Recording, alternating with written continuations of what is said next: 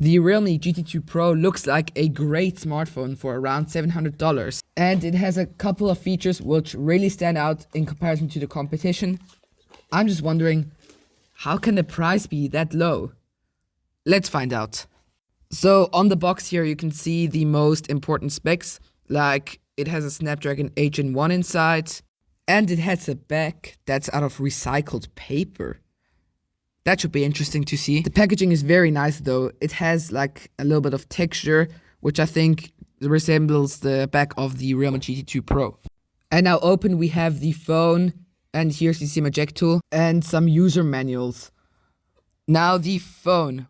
Wow, that back looks cool. We get a nice matte case, which I think is cool, and a 65-watt charger. And a very fat and large cable, which feels very good in the hands. Now, here's the phone with the paper back.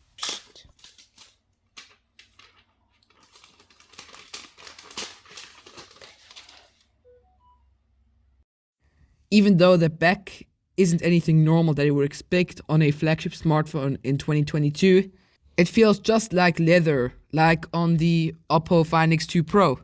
It just has this nice texture to it. Something I was afraid of I wouldn't like was the back color, because I'm normally not such a big fan of pastel colors. But in this case, I like it. It has really grown on me. First, when I took it out of the box, I wasn't a big fan of the color of the Realme GT2 Pro, but now I'm a big fan of it. It looks really nice. One thing I do have to point out though is it's big. This is the Samsung Galaxy S21 and this is the Realme GT2 Pro. You see the difference? Yeah, it's big. It's like S21 Ultra level big. But it is very slim, which I like. And I think that also explains the fact that it's very light.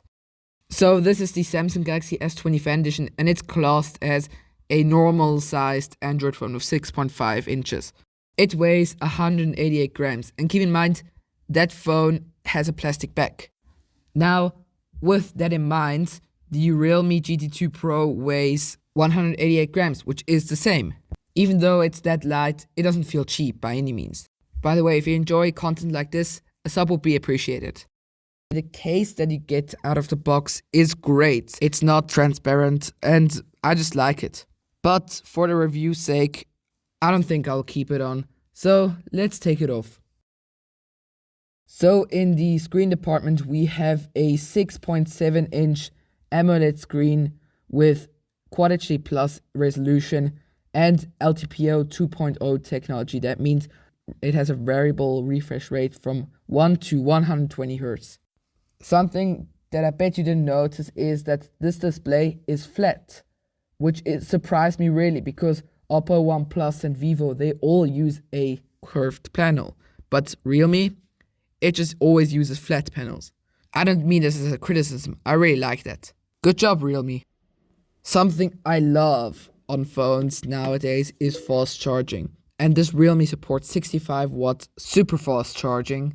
So let's see how fast it is. Now I'm going to run this test for 5 minutes, and now it's at 72%. So let's see how much it is afterwards.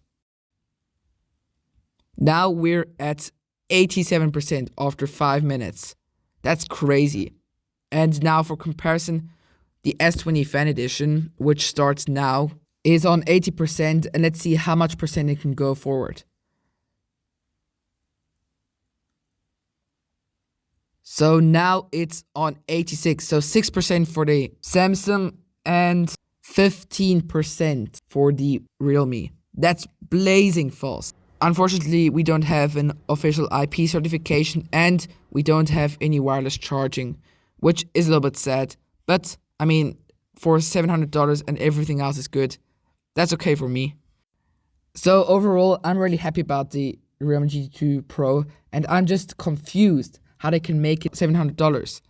That's gonna be it for today. Either way, thanks for watching and bye.